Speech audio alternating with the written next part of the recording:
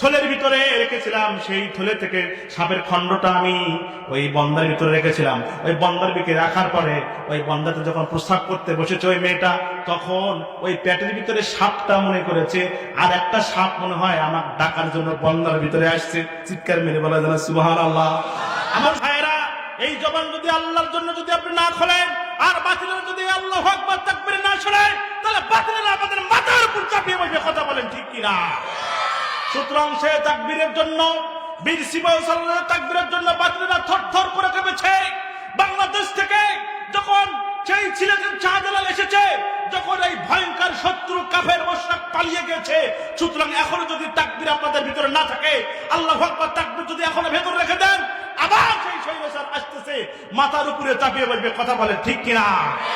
তাকবীর আসতে না জোরে, জোরে না আসতে? লিল্লাহ তাকবীর।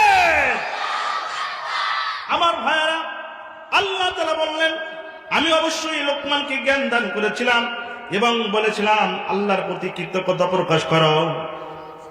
যে কৃতজ্ঞতা প্রকাশ করে সে তো তা করে নিজের জন্য, এবং কেহ অকৃতজ্ঞ হলে আল্লাহ তো অভাব মুক্ত এবং অতি প্রশংসিত। চিৎকার মেরে বলেন সুবহানাল্লাহ। আল্লাহর আপনি যদি প্রশংসা করেন তাহলে তো আপনারই লাভ, আল্লাহ যদি প্রশংসা না করেন তাহলে আপনারই লস। কথা বলেন, ঠিক কিনা? আল্লাহ কোনো সমস্যা আছে? আল্লাহ কি আপনার কাছ থেকে কিছু জ্ঞান নিয়ে জান্নাতে যাবে? সে হক কি আল্লাহর আছে? ভাইয়ের আমার, হযরত লুকমান আলাইহিস সালাম তিনি বললেন, ও আমার সন্তান, আল্লাহ তাআলা বললেন আমি লুকমান আলাইহিস সালামকে এত জ্ঞান দিয়েছিলাম, এত জ্ঞান তাকে দান করেছিলাম, এবং সে জ্ঞানের প্রশংসা তিনি সবসময় করেছে। আমার ভাইয়েরা, আমার বন্ধুগণ, লুকমান আলাইহিস সালাম তার সন্তানকে ডাক দিয়ে বলছে, বাবারে, ওই দেশে যদি তুমি যাও, সম্পদ যা টাকা পয়সা আছে সব তোমার হবে, তবে ওই টাকা এত সহজে তুমি উদ্ধার করতে পারবে না। চিৎকার মেরে বলেন মারহাবা। ভাইরা, সন্তান এবার বলল যে খুব ভয়ঙ্কর জায়গা মনে হয়। বলে, হ্যাঁ, ওই জায়গায় আজ পর্যন্ত পাওনাদার যারা গিয়েছে কেউ ওই জায়গা থেকে ফিরতে পারে নাই। একটু জোরে বলেন না নাউজুবিল্লাহ। ভাইরা আমার, শুধু তাই নয়, ওই জায়গায় পৌঁছতে আরো ঘটনা ঘটবে। বলল, কি ঘটবে? লুকমান আলাইহিস সালাম তার সন্তানদেরকে বলল, ওই জায়গায় পৌঁছার আগে তুমি যখন হেঁটে হেঁটে চলে যাবে, প্রচন্ড মরুভূমির ভিতর দিয়ে যখন যাবে, তখন তোমার পিপাসা লাগবে। পিপাসা লাগার কারণে ওখানে একটা গর্ত পাবে তুমি জঙ্গলের ভিতরে। ওই গর্তের পানি যদি তুমি পান করো তাহলে তুমি ওখানে শেষ হয়ে যাবে। আবার যদি বিশ্রাম এক জায়গায় আছে, বিশ্রাম যদি করতে যাও, ওই বিশ্রাম যদি ওখানে হয়ে যায়, তুমি ঘুমিয়ে পড়ো, তাহলে বিষাক্ত জিনিস কেটে তোমাকে ধ্বংস করে দেবে। একটু জোরে বলেন না নাউজুবিল্লাহ। শুধু তাই নয়, ওই জায়গায় পৌঁছার আগে একটা বাড়ি পাবে। ওই বাড়িতে আমি বহুত দিন আমি লুকমান ছিলাম, ওদের খেদমত করেছি। আমার ভাইরা, লুকমান আলাইহিস সালাম তার সন্তানকে বলছে, ওখানে যাওয়ার পরে একটা মেয়ের সঙ্গে তোমাকে বিয়ে দিতে যাবে। সর্বনাশ, সর্বনাশ! ওই মেয়েকে আজ পর্যন্ত যত মানুষ বিয়ে করতে গিয়েছে, যত যুবক বিয়ে করতে গিয়েছে, আজ পর্যন্ত ওখান থেকে কোনো যুবক মৃত্যু ছাড়া ঘর থেকে বের হয়নি। চিৎকার মেরে বলেন মারহাবা। তাহলে টাকা যে উদ্ধার করতে যাবে, এটা কি সোজা না কঠিন? জোরে বলে। আপনাদের খারাপ লাগতেছে না? বেশি খারাপ লাগতেছে? আমার ভাইয়ারা, লুকমান আলাইহিস সালাম বললেন, তাহলে এখান থেকে বাঁচার বুদ্ধি কি? সমস্যার কথা তো বললেন, বাঁচার উপায় কি? আমার ভাইয়ারা, হযরত লুকমান আলাইহিস সালাম বলল, বাবারে, বাঁচার উপায় আছে। তুমি একটা কাজ করবে। এক নম্বর হলো, প্রথম যখন পানির পিপাসা আসবে, ওই পানির পিপাসা যখন ধরবে, ওই জঙ্গলের ভিতর থেকে তুমি কখনো পানি পান করবে না। চিৎকার মেরে বলে জানে মারহাবা। ওই গর্তের পরে একটা ঝর্ণা পাবে, সেখান থেকে পানি খেতে পারবে, সমস্যা হবে না। দ্বিতীয় নম্বর হলো, ক্লান্ত হয়ে গেলে ছায়া, যখন তোমার ক্লান্ত হয়ে যাবে, ছায়ার নিচে যখন তুমি বসবে, ওই একা একা কখনো ছায়ার নিচে বসতে পারবে না। একটু সামনে যে দেখবে গাছের নিচে একজন বৃদ্ধ লোক পাবে, ওই বৃদ্ধ লোকের কাছে যায় তুমি ক্লান্ত অবস্থায় ঘুম পাড়াবে। চিৎকার মেরে বলে সুবহানাল্লাহ। তিন নম্বর হলো, সুন্দরী মেয়ে যখন বিয়ে করতে যাবে, বাবারে, ওই এলাকার মেয়ে তোমাকে বিয়ে করাই লাগবে, সব মিলে কিন্তু তোমাকে ধরবে। কিন্তু ওই বৃদ্ধ লোকটা যার কাছে তুমি ক্লান্ত অবস্থায় ঘুমিয়ে পড়বে, ওই লোকটা ছাড়া কখনো ওই এলাকায় প্রবেশ করবে না। আর জোরে বলেন সুবহানাল্লাহ। ভাইরা, 4 নম্বর হলো পাওনাদারের কাছে যখন তুমি যাবে, এই 3টা ঘাট পার হয়ে যাওয়ার পরে পাওনাদারের কাছে যখন দিয়ে তুমি পৌঁছবে, ও আমার সন্তান, তবে একটা কাজ করবে, ওই যে বৃদ্ধ লোকটা আছে, ওই বৃদ্ধ লোকটা ছাড়া তুমি যেন ওই পাওনাদার লোকের কাছে তুমি যখন পৌঁছাইয়ে যেও না। চিৎকার মেরে বলা যায় আমার হাওয়া। 4টে বুদ্ধি সন্তানকে উনি শিখাই দিলেন। ভাইরা আমার, সন্তানকে বললো, বাবারে, কঠিন মুসিবত যখন তোমার কাছে পড়বে, এই মুসিবত গুলো যদি তুমি পার হতে পারো, তাহলে কি করতে হবে সেই কথাটা বিশ্ব নবীর মাধ্যমে আল্লাহ সুবহানাহু ওয়া তাআলা আমাদের কাছে জানার ব্যবস্থা করে দিয়েছেন। চিৎকার মেরে বলেন সুবহানাল্লাহ। কোরআনে কারীম বলছে, আল্লাহ বলেন, ইয়া বুনাইয়া আকিমিস সালাতা ওয়া'মুর বিল মা'রুফ ওয়ানহা আনিল মুনকার ওয়াসবির আলা মা আসাবাক ইন্নাল্লাযীনা মিন আজমিল উমুর।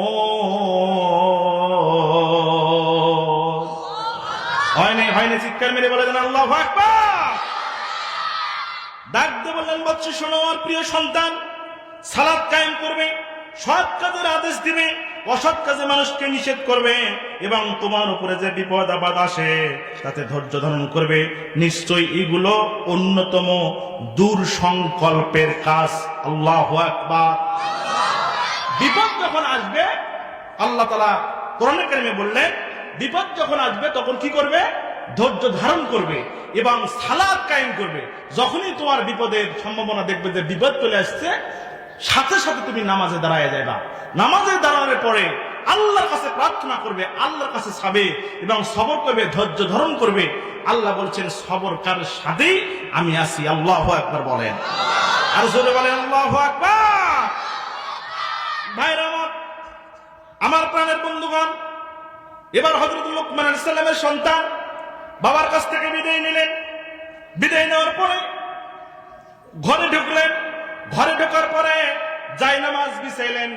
জায়নামাজ বিছানোর পরে 2 রাকাত নামাজ পড়লেন। কয় রাকাত? আরো জোরে বলেন। 2 রাকাত নামাজ পড়ে আল্লাহর কাছে চাইলেন, রব্বুল আলামিন, বাবা ধারকৃত টাকা উদ্ধার করার জন্য রওনা দিতেছি। হায় আল্লাহ তাআলা, তোমার দরবারে সাহায্য চাই। সামনে যত বিপদ আছে, সমস্ত বিপদ থেকে তুমি আমাকে হেফাজত করে দিও। চিৎকার মেরে বলা যায় না সুবহানাল্লাহ। বাবার কাছ থেকে বিদায় নিলেন। বিদায় নেওয়ার পরে হযরত লুকমান আলাইহিস সালামের সন্তান রওনা দিয়েছে। রওনা দিয়ে ওই যে গভীর মরুভূমির পথ যখন পাড়ি দিতেছে, পাড়ি দেওয়ার সময়, ওই গভীর মরুভূমি পাড়ি দেওয়ার সময় উপরে প্রচন্ড সূর্যের তাপ আর নিচের বালুকণাগুলো অত্যন্ত গরম। এই বালুকণার উপর দিয়ে যখন যাওয়া শুরু করে দিয়েছে, যাইতে যাইতে যাইতে যাইতে দেখে এক গর্ত ভরা পানি ভরে আছে। চিৎকার মেরে বলা যায় না সুবহানাল্লাহ। সামনে যখন গর্তের কাছে গিয়েছে, যাওয়ার পরে বাবার কথা মনে হয়ে গেছে, আমার বাবা তো এখান থেকে পানি খেতে নিষেধ করেছে। কথা বলেন ঠিক কিনা? আমার ভাইরা, গর্তের কাছে যাওয়ার পরে যখন ওই পানির কথা মনে হয়েছে, আব্বা জানতে বলেছে, খবরদার পানি যান পান করিস না, এই পানি খেলে তো তুই বাঁচবি না। আমার ভাইরা, আমার বন্ধুগণ, ওখান থেকে কিছু দূর যখন চলে গেছে, দেখে একটা ঝর্ণা থেকে সুন্দর মিষ্টি পানি ওখান থেকে ঝিরি ঝিরি করে নিচের দিকে আসতেছে। চিৎকার মেরে বলা যায় না সুবহানাল্লাহ। ওই ঝর্ণার কাছে পানি পান করলেন, কিছু পানি বোতলে ভরে নিলেন, ভরে নিয়ে আবার রওনা দিলেন। রওনা দিতে দিতে সারা দিন চলে গেল। চলে যাইতে যাইতে যাইতে যাইতে এখন তো ক্লান্ত শরীর, কিন্তু বাবার কথাটা মনে হয়ে গেল, আহারে, এই ছায়ার নিচে যদি আমি ঘুমায় যাই, বিষাক্ত জিনিস হয়তো আমারে কামড়াতে পারে। আমার আব্বাজান তো বলেছে এখানে ঘুমানো যাবে না। সে করলো কি, আস্তে আস্তে আরো কিছু দূর ক্লান্ত শরীর নিয়ে আল্লাহর নাম নিয়ে হাঁটা শুরু করে দিয়েছে। যাইতে যাইতে দেখে এক গাছের নিচে এক বৃদ্ধ শুয়ে আছে। ডাক দিলেন, আসসালামু আলাইকুম বলে বৃদ্ধকে ডাক দিলেন। ডাক দিলেন, বাবা আমি পথিক, লোকমান আলাইহিস সালামের লোকমানের সন্তান আমি, মেহেরবানি করে আপনার কাছে একটু বিশ্রাম নিতে চাই। আপনি যদি আমাকে সুযোগ দেন তাহলে আপনার কাছে একটু আমি এখানে বিশ্রাম নিতে চাই। চিৎকার মেরে বলা যায় না সুবহানাল্লাহ? বৃদ্ধ ডাক দিয়ে বললেন, বাবা রে, লোকমানের সন্তান তুমি বললা, হ্যাঁ ঠিক আছে বিশ্রাম নাও। বিশ্রাম নেওয়ার কথা বলে ওই সন্তান যখন ঘুমিয়ে পড়েছে, সারা দিনের ক্লান্ত শরীর যখন ঘুমিয়ে পড়েছে, ঘুমিয়ে পড়ার সাথে সাথে কিছুক্ষণ পর দেখে বিষাক্ত একটা সাপ তাকে দংশন করতে আসতেছে। জোরে বলেন মারহাবা, আরো জোরে বলেন মারহাবা। ভাইরা আমার, দংশন করার জন্য যখন আসতেছে, দংশন যখন করবে ভাব, ইতিমধ্যেই বৃদ্ধ লোকটা তার কাছে একটা ছোট্ট তরবারি ছিল, তরবারি দিয়ে ওই সাপটাকে দ্বিখণ্ডিত করে একটা পটলের ভিতরে ওই সাপটা নিয়ে পটলির ভিতরে নিয়ে একটা বাদ দিয়ে রেখে দিল। চিৎকার মেরে বলা যায় না সুবহানাল্লাহ? সন্তান ঘুম থেকে উঠলো, ডাক দিয়ে বলে, সন্তান তুমি কোথায় যাবে? ওই সন্তান ডাক দিয়ে বলছে, বাবা গো, বৃদ্ধ আব্বা আমার, আমি তো আমার পাওনা টাকা, আমার বাবার পাওনা টাকা আনার জন্য ওই লোকের বাড়িতে যাব, তবে আপনি যদি আমার সঙ্গে একটু যাইতেন আমার জন্য একটু ভালো হতো। কিন্তু ওই বৃদ্ধ লোকটা বলছে, বাবা রে, আমার তো যাওয়ার সময় নেই, আমি যেতে পারবো না। বিপদ আছে না নাই? আর জোরে বলেন আছে না নাই? সন্তান ছাড়ে না, বলছে না, বাবা বলেছে যে ওই বৃদ্ধ লোকটা ছাড়া ওখানে যাওয়া সম্ভব না, আপনার আশাই লাগবে, আশাই লাগবে। আজকের আলোচনা যেটা আমি আপনাদের সামনে করতে চাই সেটা হলো লোকমানের সঙ্গে কাল লাগিনীর প্রেম। লোকমানের সঙ্গে কি? লোকমানের সন্তানের সাথে কাল লাগিনীর প্রেম। এই প্রেম কতটা মজবুত, আমাদের দেশেও কাল লাগিনী আছে না নাই? আর জোরে বলেন আছে না নাই? এই কাল লাগিনীর প্রেমে যারা পড়েছে, আজ থেকে শুরু করে প্রত্যেকটা কাল লাগিনীর প্রেমে যুবকরা ধ্বংস হয়েছে না হয় নাই? আর জোরে বলেন হয়েছে না হয় নাই? আমার ভাইরা, কাল লাগানির প্রেমে আপনি যদি পড়েন, আপনার ইমানও শেষ, আমলও শেষ, সব শেষ। কথা বলেন ঠিক কিনা? সুতরাং বন্ধু বরাবর আল্লাহর কাছ থেকে পানা চেয়ে নিবেন, আল্লাহকে বলবেন, রব্বুল আলামিন সৎ জীবন আমাকে দান করো। আর সাথে সাথে অসংখ্য এই যে উদ্ভুক মেয়েগুলো যেগুলো ঘুরে বেড়ায়, এই মেয়েগুলোর হাত থেকে তুমি আমার বাঁচায় দাও। কারণ এই মেয়ের পাল্লায় যদি কোনো ছেলে পড়ে যায়, তার জীবন ধ্বংস হতে 1 মিনিট সময় লাগবে না। কথা বলেন ঠিক কিনা?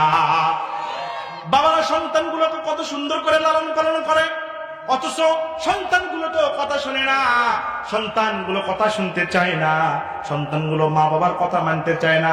সন্তানগুলো করে কি, মা বাবার কথা ফেলাইয়া দিয়া ওই সুন্দরী মেয়েকে তারা বিয়ে করে বাড়িতে যখন আনার সাথে সাথে বাড়িতে বলেন গন্ডগোল লাগে না? লাগে না?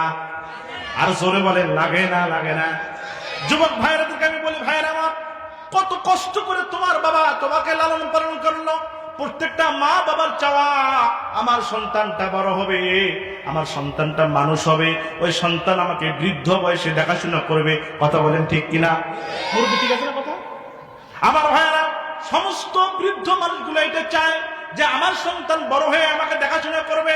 কিন্তু সন্তানগুলো বর্তমান নারীগুলোর প্রেমে পড়ার পরে বিপদ হওয়ার সম্ভাবনা বলেন আছে না নাই? আর জোরে বলেন আছে না নাই? ছেলেগুলো টিকটকে এখন খালি গান শোনে।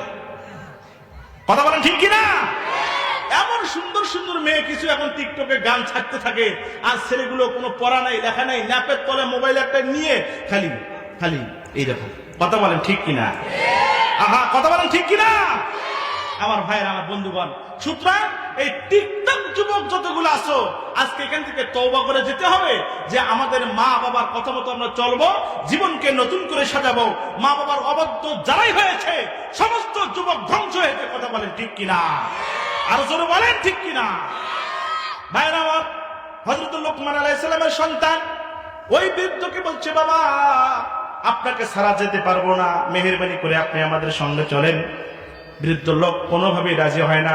কিন্তু সন্তানের কান্নাকাটি দেখে এবার বৃদ্ধ লোক বলল, ঠিক আছে ঠিক আছে, তুমি যখন আমাকে ছাড়তেই চাও না, চলো তোমাকে নিয়ে আমি রওনা দিই। এবার ওই বৃদ্ধ লোক আর হযরত লোকমান আলাইহিস সালাম রওনা দিয়েছে। রওনা দিতে দিতে দিতে একটা গ্রাম এসেছে। গ্রাম আসার পরে, গ্রাম যখন এসেছে, আসার পরে ওই মানুষগুলো যখন লোকমান আলাইহিস সালামকে সন্তানকে দেখেছে, ডাক দিয়ে বলছে, তুমি কার সন্তান? বলছে, আমি লোকমানের সন্তান। একটু জোরে বলেন মারহাবা, আরো জোরে বলেন মারহাবা।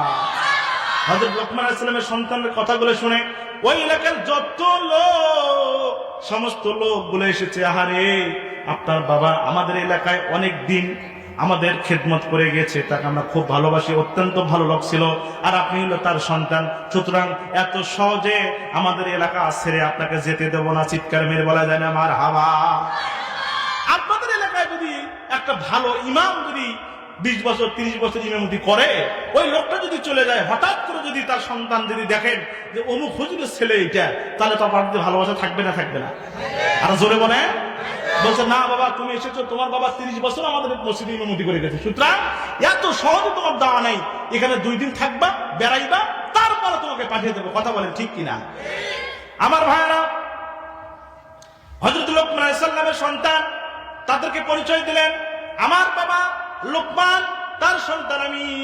ওই এলাকার লোকগুলো বলল, বাবা রে, তোমার বাবা তো খুব ভালো লোক ছিল, খুব ভালো মানুষ ছিল, সুতরাং তোমাকে এত সহজে এখান থেকে যেতে দেওয়া যাবে না। আমার বন্ধুগণ, আমার ভাইয়েরা, হযরত লোকমান আলাইহিস সালামের সন্তান ওখানে থাকলেন কয়েকদিন।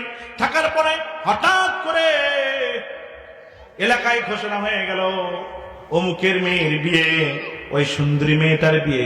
কোন যুবক যদি থাকো রেডি হয়ে যাও।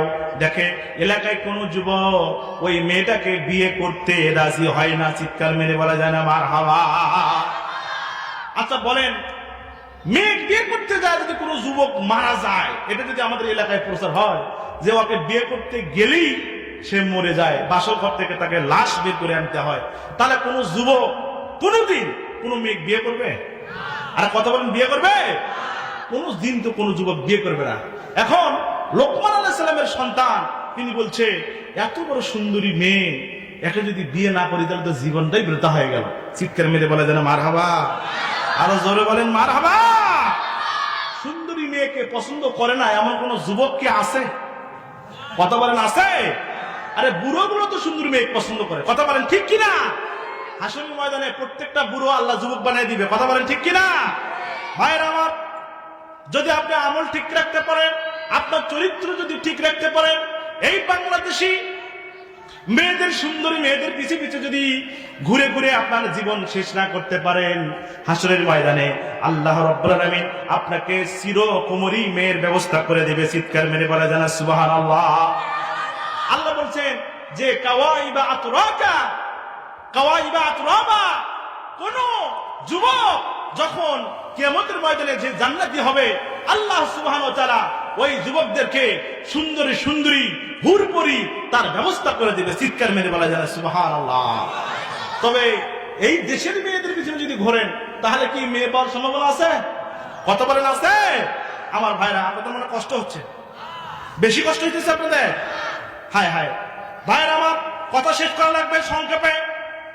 হযরত লোকমান আলাইহিস সালামের সন্তান বলল যে আমি ওই মেয়েটাকে, এবার ওই বৃদ্ধ লোক একটা ডাক দিয়ে বললেন, বাবা গো, এখানে যে সুন্দরী মেয়েটার বিয়ে হওয়ার কথা, ওই মেয়েটাকে বিয়ে করার জন্য অনেক যুবক বিয়ে করেছে, কিন্তু ওই একটা যুবক বাসর ঘর থেকে জীবিত বের হয় নাই। সুতরাং বাবা গো, আমি আপনাকে বলবো, এই মেয়েটার বিয়ের ব্যবস্থা আপনি করে দেন। এই মেয়েটাকে আমি বিয়ে করতে চাই, আপনি একটু ব্যবস্থা করেন। চিৎকার মেরে বলা যায় না সুবহানাল্লাহ। অনেক কান্নাকাটি করেছে। বৃদ্ধ ডাক দিয়ে বলছে, সন্তান, ও লোকমানের সন্তান, শোনো শোনো, তুমি যে এই মেয়েটাকে বিয়ে করতে চাও, এই মেয়েটা কিন্তু সাংঘাতিক একটা মেয়ে। এই মেয়েটাকে বিয়ে করার পরে কোন যুবক কিন্তু বাসঘর থেকে সুস্থ বের হয় না, মৃত্যু বের হয়ে গেছে। সুতরাং সন্তান, তুমি যে এই মেয়েটাকে বিয়ে করতে চাও, তোমার তো বাঁচার কোনো নিশ্চয়তা নাই। এ যুবক, না না, বিয়ের প্রয়োজন নাই। তুমি একে বিয়ে করতে পারবে না। এই কথা শোনার পরে হযরত লোকমান আলাইহিস সালামের সন্তানের মনে অনেক দুঃখ বেদনা চাপিয়ে বসল, মন খারাপ করে বসে আছে। বৃদ্ধ ডাক দিয়ে বলছে, তুমি কি বিয়ে করতেই চাও? বলে, হ্যাঁ, ওই মেয়েকে আমার বিয়ে করাই লাগবে, তাছাড়া মনে শান্তি লাগতেছে না। চিৎকার মেরে বলা যায় না সুবহানাল্লাহ। বলল, বাবা আমি লোকমানের সন্তান, আপনি আমার বৃদ্ধ বাবা। ভাইরা আমার, বৃদ্ধ ওই লোকটা ডাক দিয়ে বলছে, তুমি কি বিয়ে করতে চাও? বলে, হ্যাঁ আমি বিয়ে করতে চাই। এবার ওই মেয়ের বাবাকে বলল যে ছেলে একটা আছে, লোকমানের সন্তান, তোমার মেয়েকে বিয়ে করবে। চিৎকার মেরে বলা যায় না সুবহানাল্লাহ। আপনারা মনে খুশি হন নাই? বিয়েতে করতে চাইছে এরকম মেয়ে, খুশি না বেজার? আরো জোরে বলে আমার ভাইয়েরা, বিয়ে করলে তো খুশি হবেই, কেননা বিয়ে করে বর, খুশি হয় জনগণ। কথা বলেন ঠিক কিনা? আরো জোরে বলেন ঠিক কিনা? দেখবেন বর যা ছেলে বসে আছে, আর বাড়িতে বর যাত্রী যারা, তারা নাচতে নাচতে জীবন শেষ করে ফেলতেছে। কথা বলেন ঠিক কিনা? বৃদ্ধ লোক ডাকতে বলে, ঠিক আছে, এই সন্তান আপনার মেয়েকে বিয়ে করবে, আপনি বিয়ের ব্যবস্থা করেন। মেয়েকে সাজানো হলো। সাজানো হওয়ার পরে মেয়ের বিয়ে হয়ে গেল। বাসর ঘরে ওই মেয়েটাকে ঢুকানো হলো। মেয়েটা ঢুকানোর পরে এবার সন্তান, বলেন তো সাহায্য চাইবে কার কাছে? আরো জোরে বলেন কার কাছে? আরো জোরে বলেন কার কাছে? ভাইরা আমার, 2 রাকাত নামাজ পড়ে নিলেন সন্তান। 2 রাকাত নামাজ পড়ে আল্লাহর কাছে সাহায্য চাইলেন। আল্লাহকে বললেন, ও রব্বুল আলামিন, এই মেয়েকে বিয়ে করে আজ পর্যন্ত কোন যুবক বাড়িতে যেতে পারে নাই, বাসর ঘরে নাকি তাকে হত্যা করা হয়েছে। হায় আল্লাহ তাআলা, তুমি তো সর্বশক্তিমান আল্লাহ, তোমাকে তো আমি সেই হিসেবে জানি। ও মাবুদ, আমার আম্মার আব্বাজান বাকি টাকা, পাওনা টাকা নেওয়ার জন্য আমাকে পাঠিয়েছে। 3টা ধাপের কথা বলেছে, 2টা, 1টা ধাপ আমি পেরিয়ে এসেছি, 2য় ধাপে এসে আমি পড়েছি। মেহেরবানি করে আপনি আমাকে সুস্থ অবস্থায় এখানে বেঁচে থাকার ব্যবস্থা করে দেন। চিৎকার মেরে বলা যেন সুবহানাল্লাহ। সাহায্য চেয়েছে কার কাছে? আর জোরে বলে ভাইরা আমার, আল্লাহর কাছে সাহায্য চেয়েছে। বিয়ে হয়ে গেল। বাসর ঘরে 2 জন ঢুকলো। কোথায় কোথায় ঢুকছে? আপনাদের দিকে বাসর ঘর হয়? কথা বলেন হয়? ভাইরা আমার, বাসর ঘর সাজাইল। বিশাল ভাবে সাজানোর পরে জানে যে এই যুবক তো মৃত্যু বের হবে, বাঁচার তো কোনো উপায় নেই। এবার ওই সন্তান যখন বাসর ঘরে ঢুকবে, ঢোকার আগে ওই বৃদ্ধ লোকের সঙ্গে একটু পরামর্শ করতে গেছে। চিৎকার মেরে বলা যায় না সুবহানাল্লাহ। বৃদ্ধ লোককে ডাক দিয়ে বললো, বাবা তুমি আমার কাছে একটু আসো। বললো, হ্যাঁ আসতেছি। যাওয়ার পরে স্ত্রীকে বাসর ঘরে শোয়া দিয়া ওই যুবক বেরিয়ে গেল বৃদ্ধর কাছে। যাওয়ার পরে ওই বৃদ্ধ ডাক দিয়ে বললো, আমার সন্তান শোনো শোনো, একটা খালি বদনা আপনারা চেনেন? বদনা চেনেন?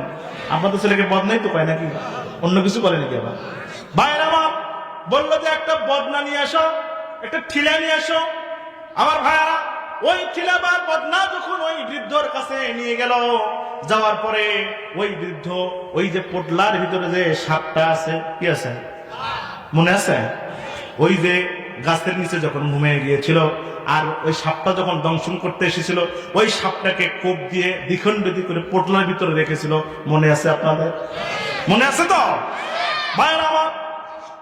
ওই বৃদ্ধ লোকটা ওই সাপ দুটা, ওই সাপের 2 খণ্ডটা করলো কি, একটা খণ্ড ওই মাথাওয়ালা খণ্ডটা ওই বদনার ভিতরে দিয়ে একটু ঢেকে দিয়ে ডাক দিয়ে বললেন, ও আমার কলিজার টুকরা সন্তান, লোকমানের সন্তান, শোনো শোনো, তুমি যখন বাসর ঘরে ঢুকবা, বাসর ঘরে যাওয়ার পরে এই জিনিসটা যখন ওখানে নিয়ে যাইবা, যাওয়ার পরে কি একটা কাজ করবা, তুমি তোমার স্ত্রীকে বলবা এখানে যেন প্রসাব করে দেয়।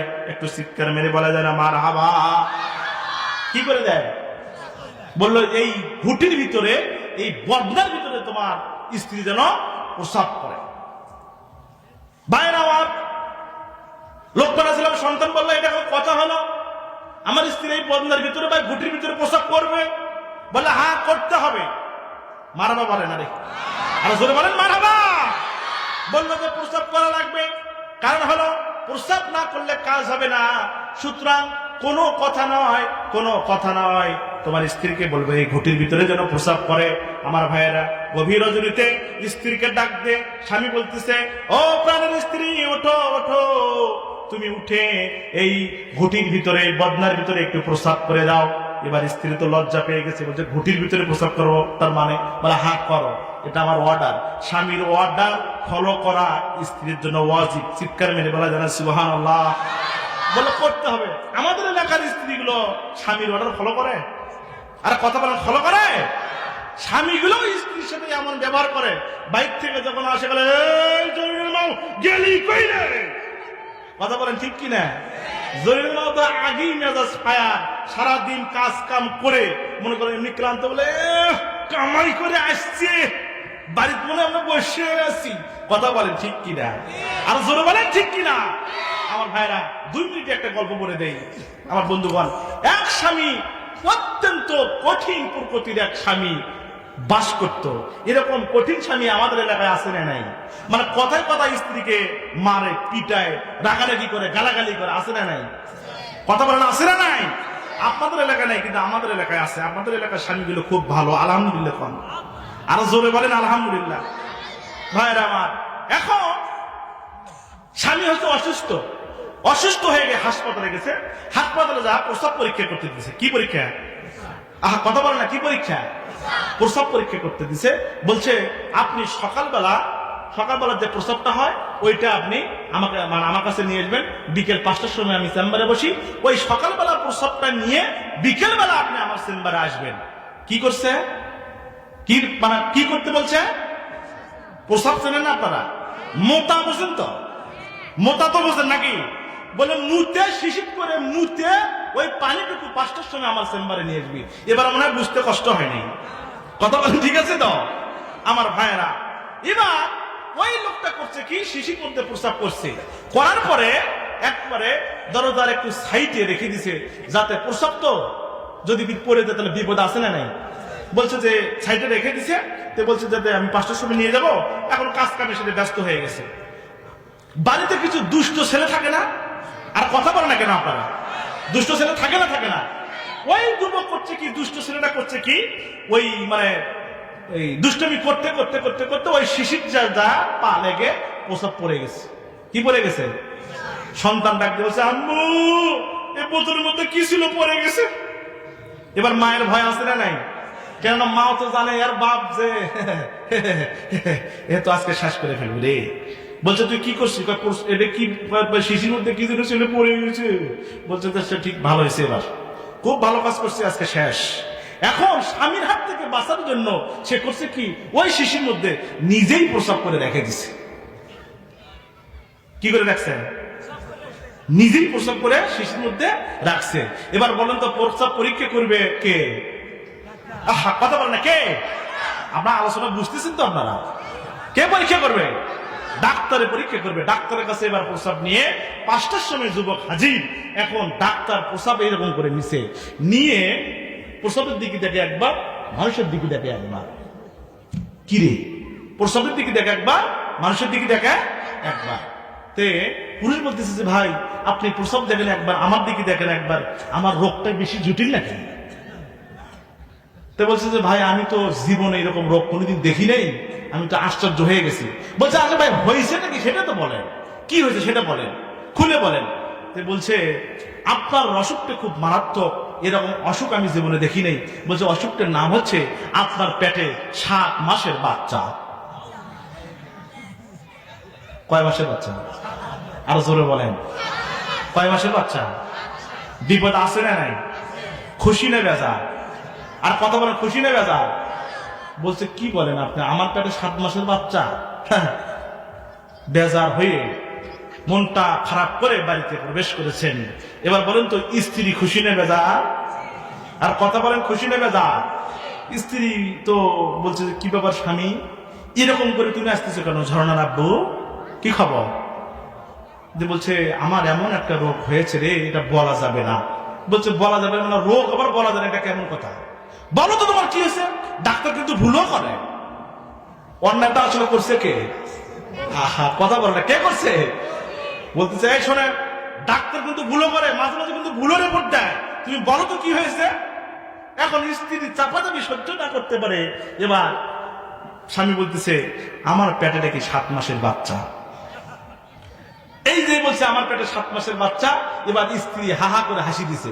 এবার বলেন আমার পেটে, আমার স্বামীর পেটে 7 মাসের বাচ্চা, আর স্ত্রী যদি হাসে মেজাজ কি ঠান্ডা থাকবে না গরম হবে? আহা, কথা বলো না, গরম না ঠান্ডা? ডাক যে বলছে বিবিরে, আমার পেটে 7 মাসের বাচ্চা, আমি টেনশনে বাঁচি না, আর তুই হাহা করে হাসতেছিস, তোর হাসা দেখে কিন্তু আমার মাথা গরম হইতেছে। কথা বলেন ঠিক কিনা? বলছে তোমার এই মাথা গরম হওয়ার জন্যই তোমার পেটে 7 মাসের বাচ্চা। মাথা ঠান্ডা থাকলে 7 মাসের বাচ্চা তোমার পেটে থাকতো না। কথা বলেন ঠিক কিনা? এবার স্ত্রী বলছে স্বামী তুমি মাথা ঠান্ডা রাখো, আসলে সমস্যা হচ্ছে আর এক জায়গায়। তো বললো কি? বলছে আমার তো ঘুম ধরে না। রাতের বেলা স্বামী বলছে ঘুম মানে তুমি ঘুমাও, তোমার টেনশনের দরকার নাই, কারণ এই যে আপনার পেটে যে বাচ্চাটা, এই বাচ্চাটা আসলে মূলত তোমার নয়। তুমি যে প্রসব করে রেখে দিয়েছিলে, ওই প্রসব আমার সন্তানের পা লেগে ফেলে দিয়েছিল। তোমার মাঠ থেকে বাঁচার জন্য ওই প্রসবটা আমি করে বোতলে রেখে দিয়েছিলাম। সেই বোতলের পরীক্ষা করার পরে 7 মাসের বাচ্চা দেখা গিয়েছে ওই বাচ্চা আসলে তোমার পেটে নয়, ওই বাচ্চা আমার পেটে। চিৎকার করে বলা যায় মারহাবা, আর জোরে বলেন মারহাবা। আমার ভাইয়েরা, আমার বন্ধুগণ, লিল্লাহে তাকবীর, লিল্লাহে তাকবীর। এই দ্বিতীয় বক্তার আগমন, শুভেচ্ছা স্বাগতম। দ্বিতীয় বক্তার আগমন, আব্দুল সামাদ ভাইয়ের আগমন, মাহফিলের পক্ষ থেকে নারুল আফসোস। ধন্যবাদ ভাইয়ের আমার, আমি আর 2-3 মিনিট আলোচনা চালাই। কথা বলেন ঠিক কিনা? চলবে আলোচনা, চলবে তো? 3-4 মিনিট শুনবেন আপনারা? বড় ভাই 3-4 মিনিট কি করবো আলোচনা? আমার ভাইয়েরা, হযরত লোকমান আলাইহিস সালামের সন্তান ডাক দিয়ে বলছে মুরব্বী, ঠিক আছে, ওই বন্দাটা যখন বাসরাত্রে নিয়ে গিয়েছে, স্ত্রীকে বলছে তুমি এর ভিতরে প্রস্রাব করে দাও। স্ত্রী তো স্বামীর কথা শোনাওয়াজি হয়ে গেছে। স্ত্রী করেছে কি, রাতের বেলা ওই বন্দার ভিতরে, ওই ছিলের ভিতরে প্রস্রাব করে দিয়েছে। প্রস্রাব করে দেওয়ার সাথে সাথে মুখটাকে বন্ধ করে দিয়ে খাটের নিচে দিয়ে ওই স্বামী স্ত্রী ফুলের বিছানায় ঘুমিয়ে গেছে। চিৎকার মেরে বলা যায় না সুবহানাল্লাহ। সকালবেলা মানুষ তো ভিড় জমায় ফেলছে। আহারে, লোকমানের সন্তানকে দিয়ে সুন্দরী মেয়ের বিয়ে হয়েছে, যে সুন্দরী মেয়েকে বিয়ে করার পরে হাজারো যুবক তার জীবনকে শেষ করে দিয়েছে। সুতরাং আজকে তো অবস্থা খারাপ হয়ে যাবে। আহারে, এই সন্তান যদি আজকে যদি জীবিত বের না হয়, তাহলে লোকমানের একটা সন্তান তো চলে গেল, হাজার হাজার যুবক তো শেষ হয়ে গেছে। আমার ভাইয়েরা, আমার বন্ধুগণ, এলাকা থেকে সব মানুষ এসে জড়ো হয়ে গেছে। ওই এলাকায় একবারে ধীরে ধীরে শুরু করে দিয়েছে। দেওয়ার পরে সকাল যখন ফজর আজান দিয়েছে, আজানের পরে 2 জন মিলে যখন আজান হয়ে গেছে, আজানের পরে 2 জন মিলে যখন নামাজ আদায় করে ঘর থেকে বেরিয়েছে, এবার বলেন মানুষ অবাক হওয়ার সম্ভাবনা আছে না নাই? আরো জোরে বলা লাগবে, আছে না নাই? সবাই তো অবাক, কিরে এই জীবিত বের হলো কিভাবে? ব্যাপারটা তো বুঝলাম না। সবাই এখন আকুতি জানাইতেছে, আরে লোকমানের সন্তান, হাজার হাজার লোক যখন এখানে বাসরাত্রে মারা যায়, আজকে তুমি এমন কি করেছো যে তোমাকে মৃত্যুর হাত থেকে কে বাঁচালো? এটা আমাদেরকে বলেন। আপনারা কি এটা শুনতে চান? আরো সব কথা বলেন না, শুনতে চান? আরো জোরে বলেন, শুনতে চান? আমার ভাইরা, এবার লোকমান আলাইহিস সালামের সন্তানকে সবাই মিলে ধরলো। ধরার পরে বলছে, ও লোকমান সন্তান, তুমি কিভাবে বেঁচে গেলে আমাদেরকে বলো, আমাদেরকে এটা জানার দরকার আছে। আপনি আমাদেরকে বলেন কি মূলত হয়েছিল। আমার ভাইয়েরা, আমার বন্ধুগণ, একবার লোকমান আলাইহিস সালাম বলছে, আমিও তো নিজেও জানি না। আমার সাথে যে বৃদ্ধ লোকটা যারা থাকে, এর কাছ থেকে শোনা লাগবে। বৃদ্ধ লোকটাকে ডেকে নিয়ে এসে বললেন, আমার বৃদ্ধ বাবা, কি হয়েছিল মূলত? আপনি কি এমন ঘটনা ঘটাইলেন? হাজার হাজার সন্তান যেখান থেকে মৃত্যুবরণ হয়, সেই বাসর ঘর থেকে আমি জীবিত বের হলাম, এটা তো এলাকার লোক জানতে চায়। ও বাবা, মেহেরবানি করে আসলে মূল ঘটনাটা আপনি একটু খুলে বলেন। চিৎকার মেরে বলা যায় না সুবহানাল্লাহ। বৃদ্ধ লোক বললো, সবাই বসে বলেন। সবাই বসে পড়লো। এবার বৃদ্ধ লোক ডাকতে বলেন, এই মেয়ের সাথে ছিল একটা জিন। কি? আহা, কথা বলো না, কি জিন? মনে হয় আপনারা চেনেন না। আপনাদের লাগে কোনদিন কাউকে জিন ধরে নাই? ধরছে? কি ধরেছে বলেন তো? জিন। ডাকতে বললেন, এই ভাই আমি তো বললাম যে আমি শেষ করতেছি, আমি তো বললামই। ভাইয়েরা আমার, শেষ করে দিচ্ছি আমার ভাইয়েরা। ওই বৃদ্ধ লোকটা লোকদেরকে বাসায় ডাক দিয়ে বললেন, ও আমার বাবারা শোনো শোনো, এই মেয়ের সাথে একটা জিন থাকতো। কি থাকতো? আরো জোরে বলেন। জিন থাকতো, ছেলে জিন থাকতো। এই জিন থাকতো মানে কোন যুবকের সঙ্গে যখন বিয়ে হয়ে যেত, ওই জিন তার পেটের ভিতরে ঢুকে যেত। চিৎকার মেরে বলা যায় না মারহাবা? আরো জোরে বলেন মারহাবা। আমার ভাইয়েরা, ওই জিন তখন সাপের আকৃতি ধারণ করত। সাপের আকৃতি ধারণ করে ওই যুবকগুলোকে দংশন করত। দংশন করে করে যুবকগুলোকে শেষ করে দিত।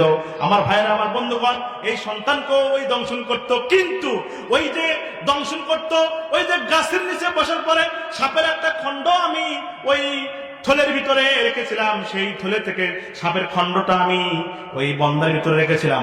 ওই বন্দার ভিতরে রাখার পরে ওই বন্দাতে যখন প্রস্রাব করতে বসেছে ওই মেয়েটা, তখন ওই পেটের ভিতরে সাপটা মনে করেছে আর একটা সাপ মনে হয় আমার ডাকার জন্য বন্দার ভিতরে আসছে। চিৎকার মেরে বলা যায় সুবহানাল্লাহ। বলছে আমার মনে হয় সাপ মনে করছে যে ও মনে হয় আমার ডাকার জন্য আমার কাছে চলে আসছে। সেই জন্য ওর পেটের ভিতর থাকে নাই। প্রস্রাবের সাথে সাথে বন্ধু সাপের কাছে চলে গেছে। বন্ধু সাপের কাছে যখন চলে গেছে, যাওয়ার সাথে সাথে ওই লোকমানের সন্তান তো বয়ামের মুখটা আটকে গেছে, বন্দার মুখটা আটকে গেছে। ওই জিন আর বের হতে পারে নাই। সেই জন্য ওই জিনের হাত থেকে আল্লাহ সুবহানাহু ওয়া তাআলা লোকমানের সন্তানকে বাঁচায় দিয়া তোমাদের স্বামী স্ত্রী থাকার ব্যবস্থা করে দিয়েছে। চিৎকার মেরে বলেন সুবহানাল্লাহ। আর জোরে বলেন সুবহানাল্লাহ। ঘটনা পার হচ্ছে কয়টা? স্টেপ কয়টা গেছে? দুটা। এখন কিন্তু পাওনা টাকা এখন আনতে যেতে পারে নাই, আমারও সময় নাই।